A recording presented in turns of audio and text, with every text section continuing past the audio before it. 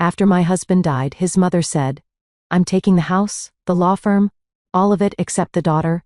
My attorney begged me to fight. I said, "Let them have everything." Everyone thought I was crazy.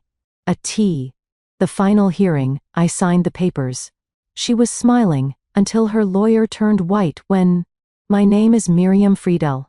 I'm 31 years old, and until recently, I lived in Covington, Kentucky, a small city that sits right across the Ohio River from Cincinnati.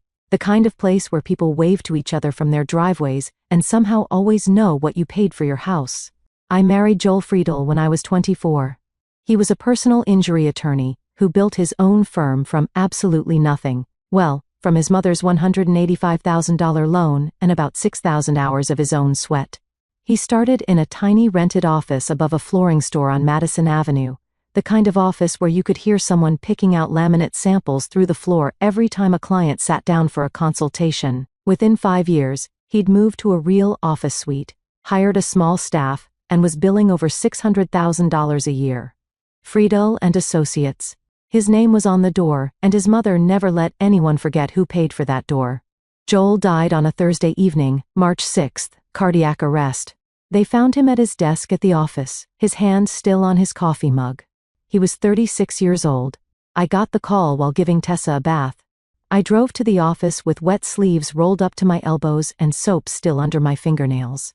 By the time I got there, the paramedics had already stopped trying.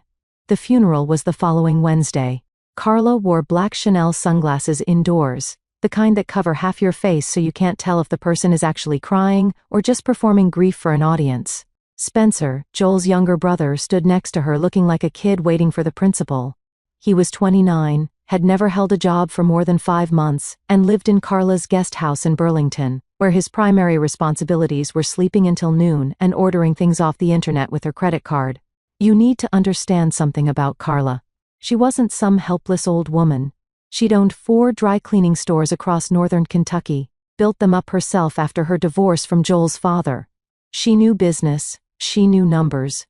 Or at least she thought she did. The dry cleaning world runs on simple math. Clothes come in dirty, clothes go out clean, cash goes in the register. She applied that same logic to everything, including a law firm she'd never set foot inside professionally. To Carla, Joel's practice was just another store, except instead of pressing shirts, you pressed lawsuits. And instead of quarters in the machine, you had $600,000 a year rolling through the books. She also treated me from the very first Thanksgiving like I was a temporary inconvenience Joel would eventually outgrow. I'd been a legal secretary when we met. Not glamorous, not rich, not from the right family. Carla once introduced me to her friends as Joel's first wife, while Joel and I were still very much married and standing right there. So when she showed up in my kitchen that Monday morning, 11 days after the funeral, I shouldn't have been surprised, but grief does something to your reflexes. It makes you slow. You stand there absorbing punches you'd normally see coming from across the room. Carla walked in wearing a gray blazer. She'd actually dressed for this like it was a business meeting. Spencer trailed behind her with a tape measure, an actual tape measure. While Carla stood at my kitchen island explaining that she was reclaiming what her investment built, Spencer wandered into the guest bedroom and started measuring the closet. I could hear the tape clicking and snapping from the kitchen. I remember thinking, what does he even own that would fill a closet? The man's most valuable possession was a gaming chair. Carla laid out her case like she was giving a board presentation. The firm was built with her money. The house down payment, she'd given us $30,000 7 years ago, and she had not stopped mentioning it since. In her mind, she was co-owner of everything Joel ever touched. And now that Joel was gone, she wanted her investment back, with interest. The only thing she didn't want was Tessa. She said it so matter-of-factly, like she was declining a side dish at a restaurant. No thank you, not the child. Just the assets, please. I stood there holding a cup of coffee that had gone cold 20 minutes ago and said nothing.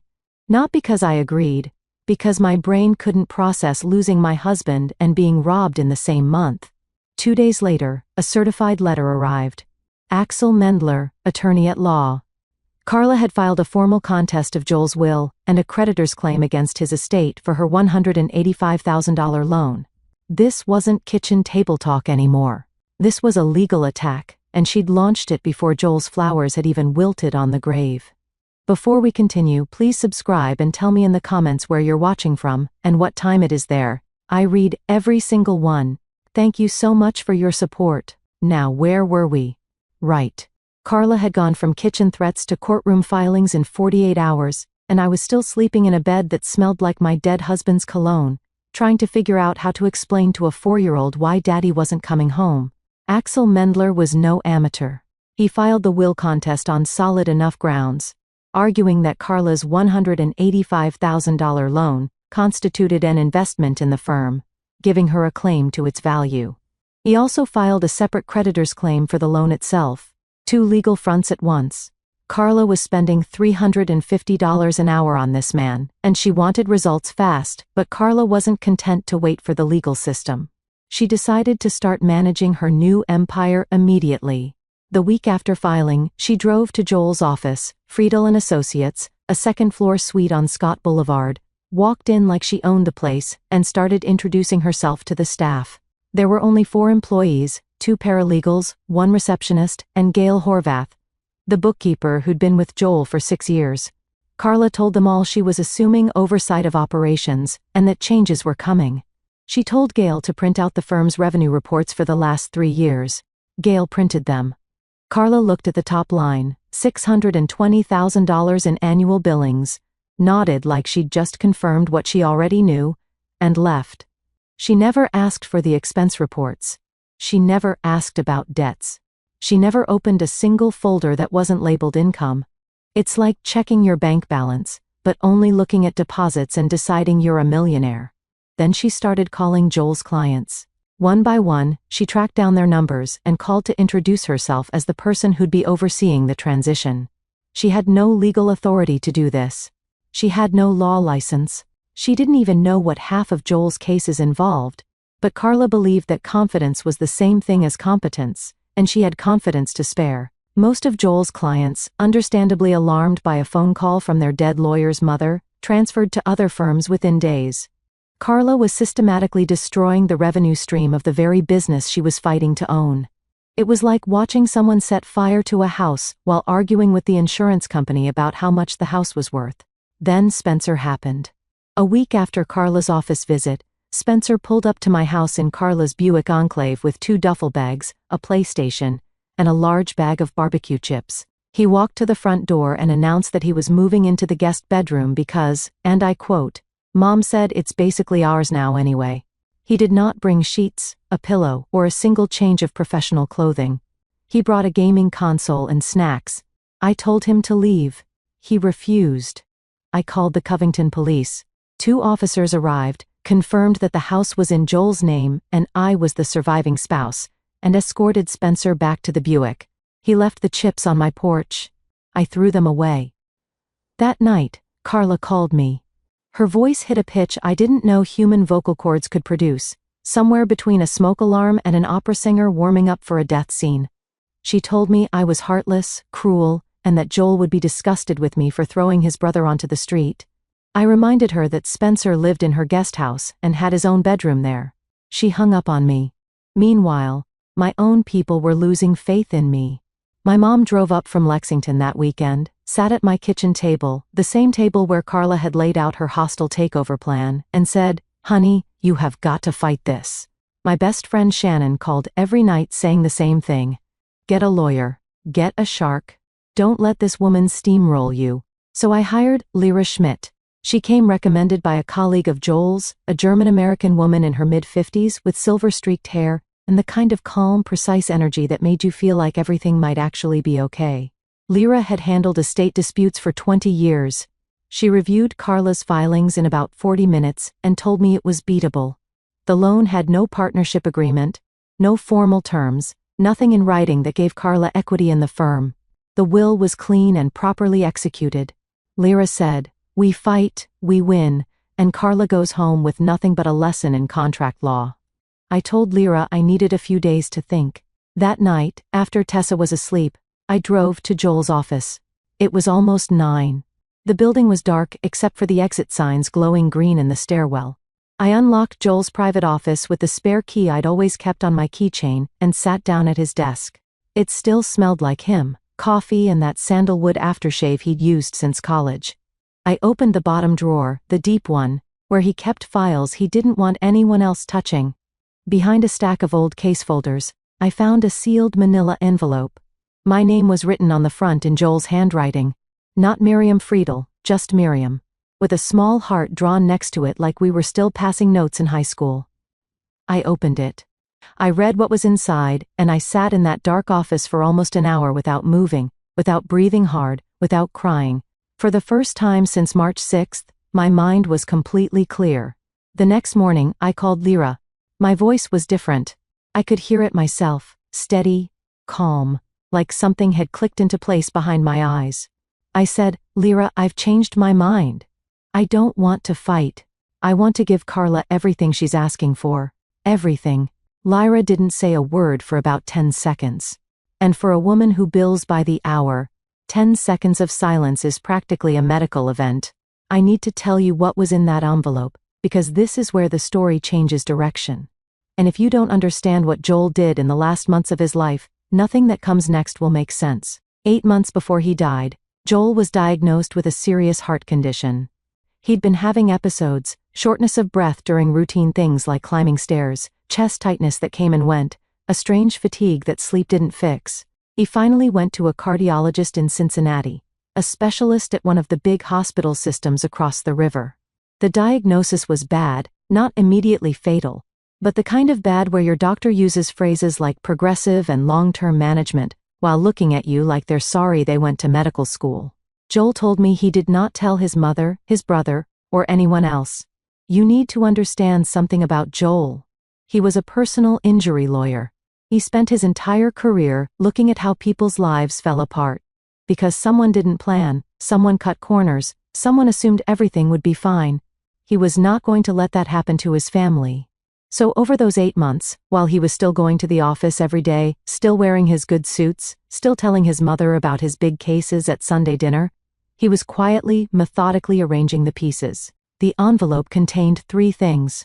First, a letter, handwritten, dated 5 weeks before he died.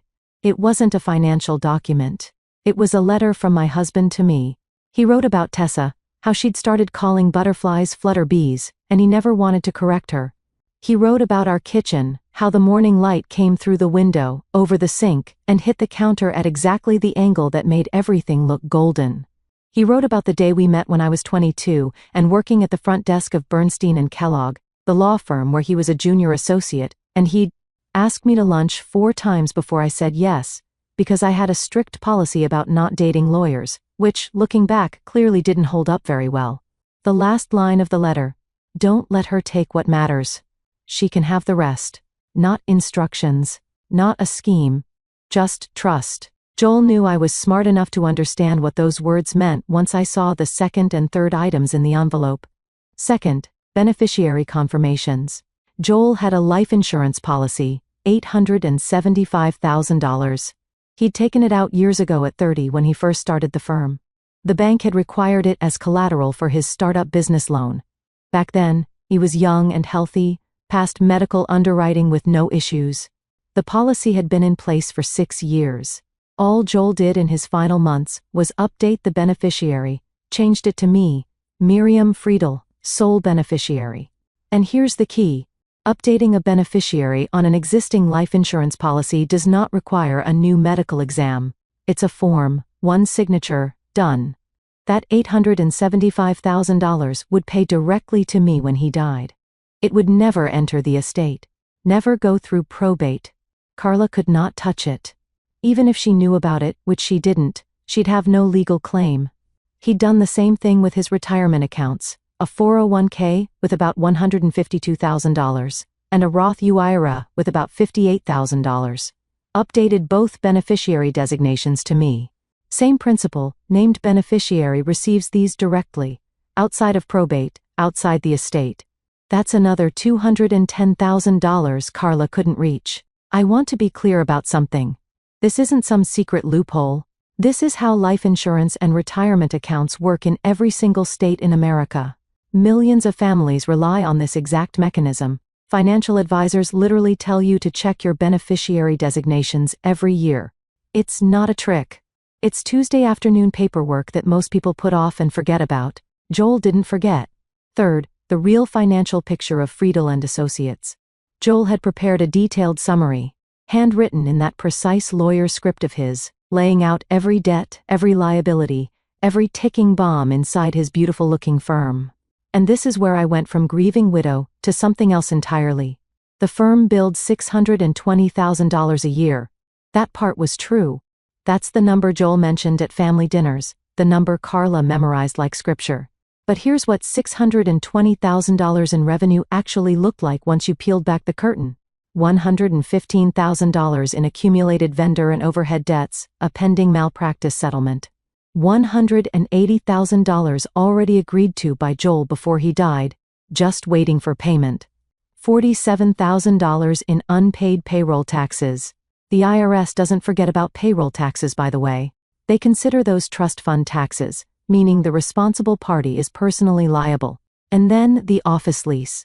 34 months remaining at $4,200 a month. That's $142,800 in rent for a space you can't walk away from. The house worth about $385,000, but Joel had taken out a $220,000 home equity line of credit 18 months ago to keep the firm afloat. Add that to the original mortgage balance of $160,000, and the total debt on the house was $380,000. After closing costs, realtor fees, and transfer taxes, selling that house would net exactly nothing, maybe less than nothing. And Carla's precious $185,000 loan? She was an unsecured creditor. Do you know what that means? It means she's last in line, behind the IRS, behind the malpractice plaintiff, behind every vendor, every landlord, every creditor with a signed contract. By the time all of them got paid, if they got paid, there'd be nothing left.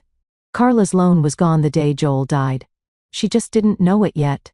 I sat in that apartment doing the math on the back of a grocery receipt. My side, $1,085,000. Clean money, tax-advantaged, non-probate, already mine. Carla's side, approximately negative $520,000, once you added up every liability and subtracted every real asset. The next day, Gail Horvath called me. Joel's bookkeeper, the woman who'd managed his books for 6 years. Carla had fired her the previous week. No severance, no notice. Just walked into the office and told Gail her services were no longer needed. After 6 years of keeping that firm's books organized down to the penny, Gail was hurt and she was angry, and Gail confirmed every single number in Joel's summary. She also told me something that made me close my eyes and just breathe. When Carla came to the office, she asked to see revenue reports. Gail printed them. Carla studied them carefully, nodded, and left. She never once asked about expenses. She never opened the liabilities folder. She looked at one column on one spreadsheet and decided she was inheriting a gold mine. I called Lyra the next morning. I said, "Don't fight. Offer Carla everything, the house, the firm, every account in the estate. All I want is full sole custody of Tessa. No visitation for Carla." Lyra told me to come to her office. I brought Joel's envelope. I laid it all out on her desk, the beneficiary forms, the financial summary, the math. Lyra read through everything. She checked the numbers twice. She looked at the insurance confirmation, the retirement account designations, the firm's debt breakdown, and then Lyra Schmidt, a woman who'd spent 20 years in estate law without flinching, leaned back in her chair and started laughing. Not a polite laugh, a real one, the kind where your eyes water and you have to take off your glasses to wipe them. She looked at me and said 2 words. Joel was brilliant. Then she picked up her pen and started drafting the settlement offer. Lyra contacted Axel Mendler the following week with an offer that, on paper, looked like a complete surrender. Miriam Friedel would relinquish all claims to estate assets, the firm, the house, every bank account connected to Joel's name.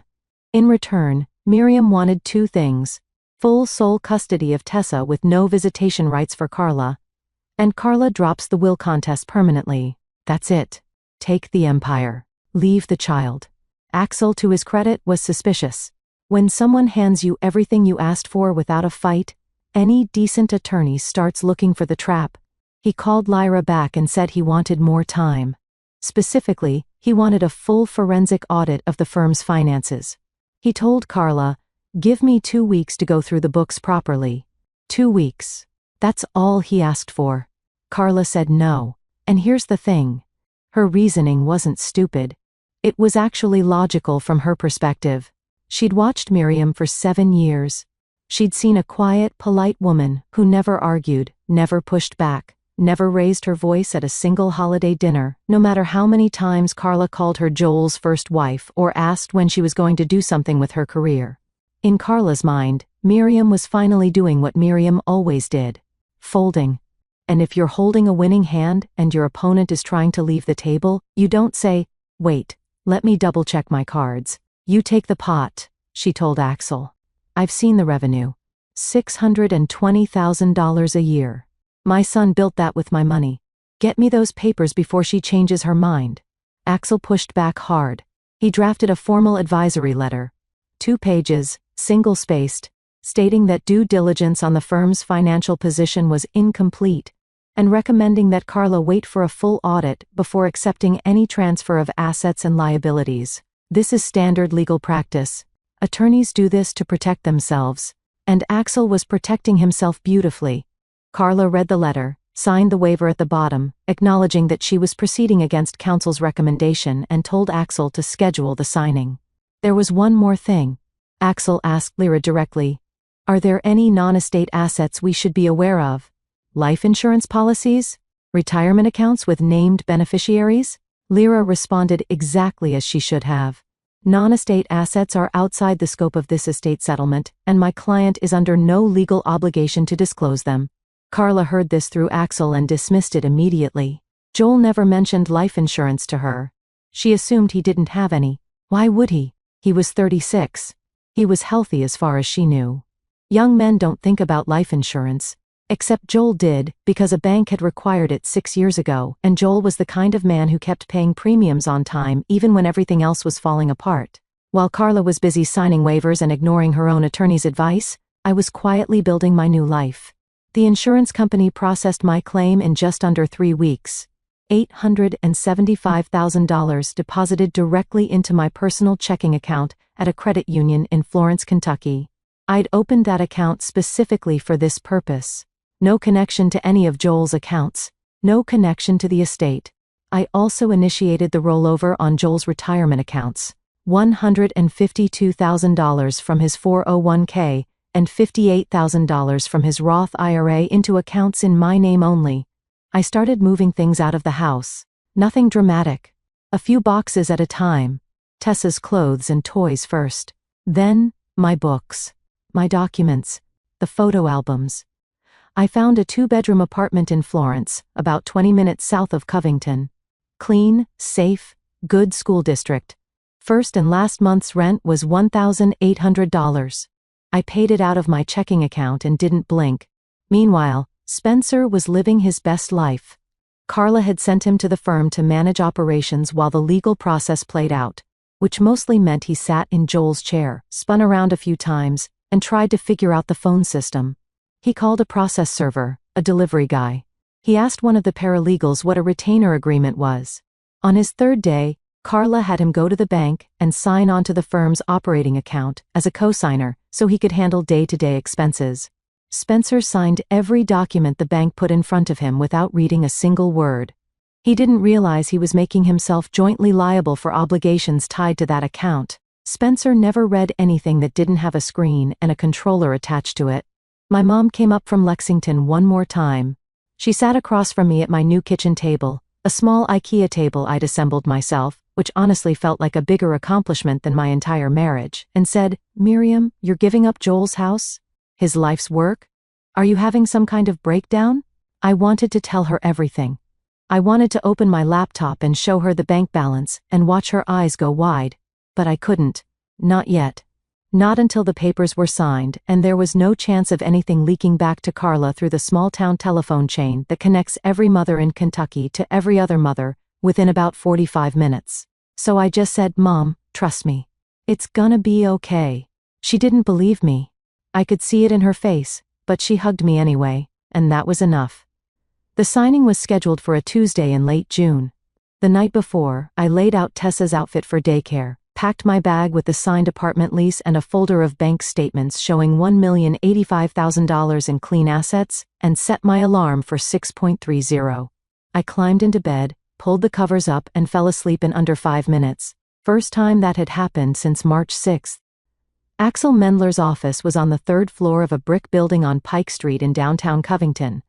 Conference room with beige walls, industrial carpet, and a coffee machine that produced something technically brown and technically warm, but only theoretically coffee. I arrived at 9:15 with Lyra. We took the 2 chairs on the left side of the table and waited. Carla walked in at 9:20 with Spencer and Axel. She was dressed like she was accepting a Lifetime Achievement Award. Full makeup, gold earrings, a cream silk blouse that probably cost more than my first month's rent. Spencer wore a new navy blazer. I noticed the price tag was still tucked inside the collar, hanging against the back of his neck like a little white flag. Nobody told him. I certainly wasn't going to. The documents were straightforward.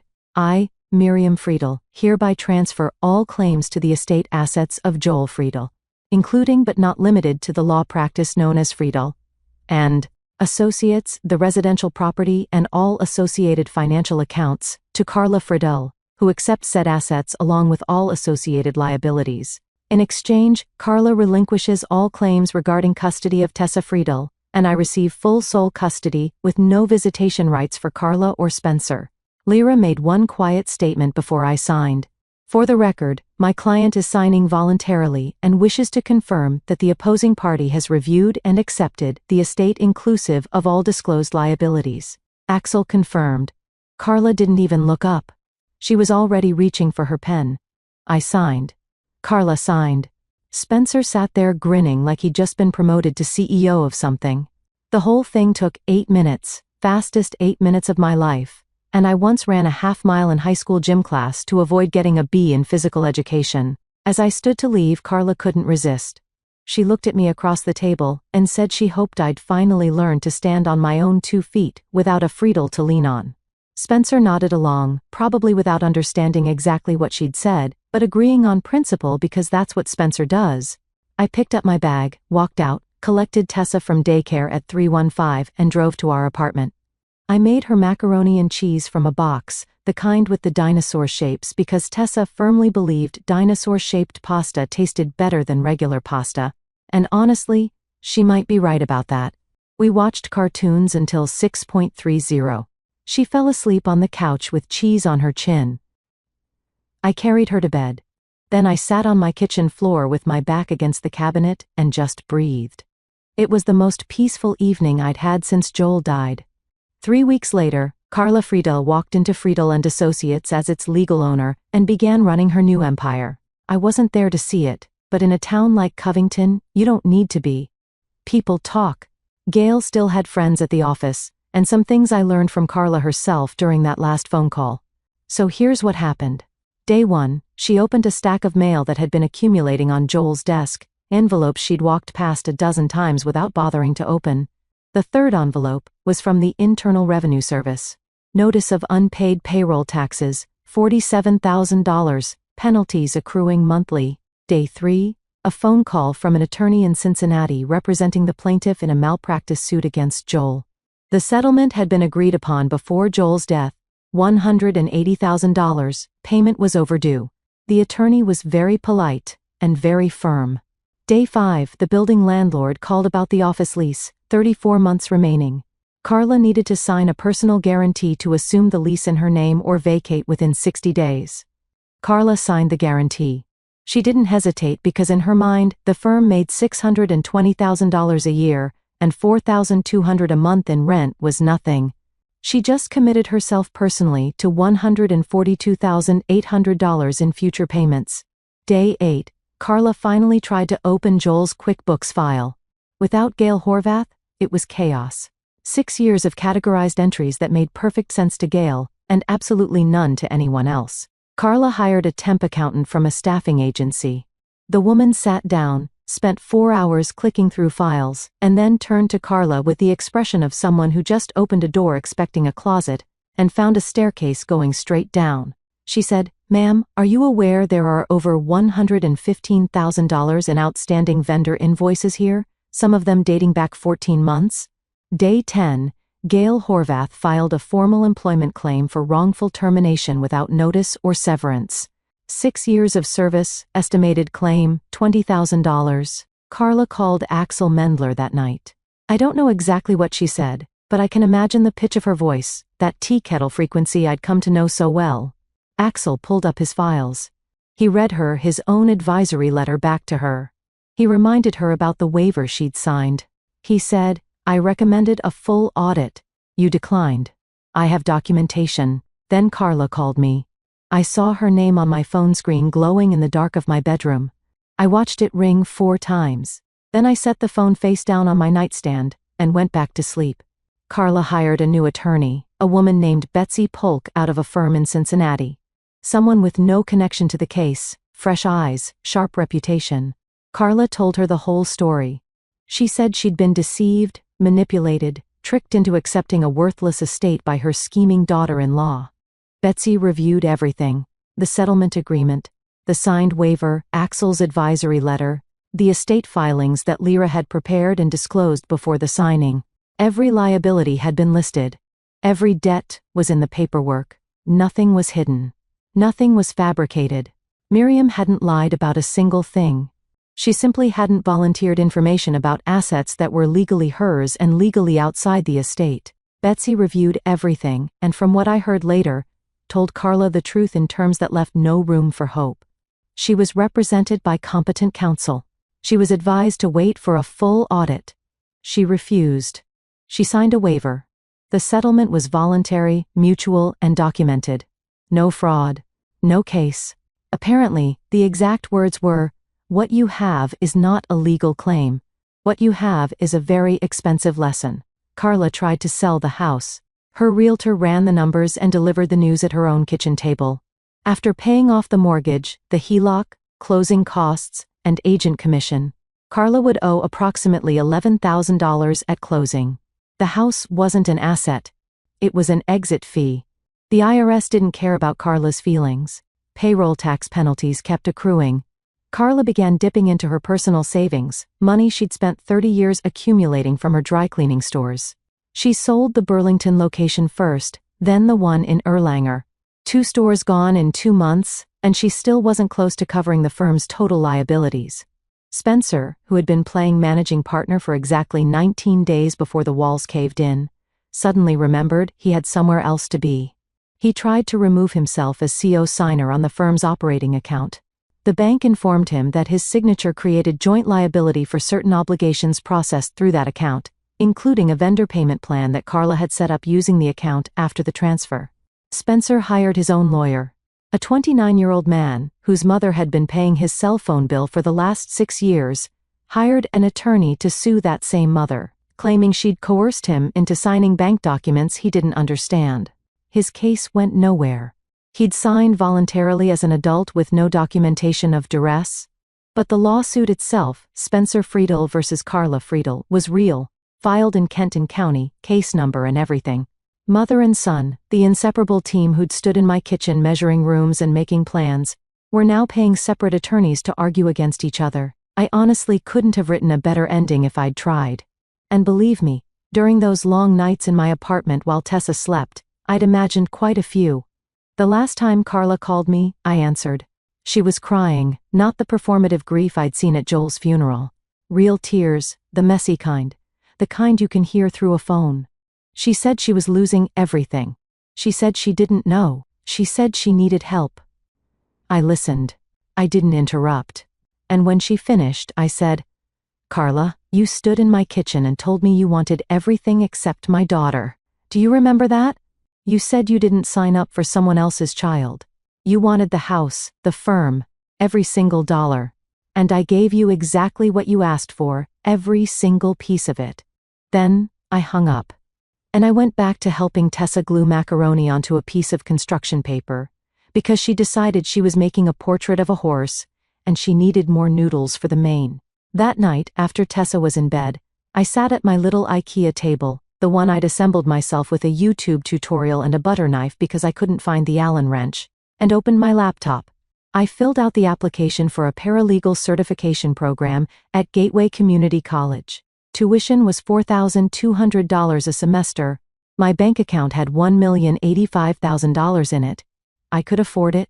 On my nightstand, framed in a simple black frame I'd bought at a craft store for $6, was Joel's letter.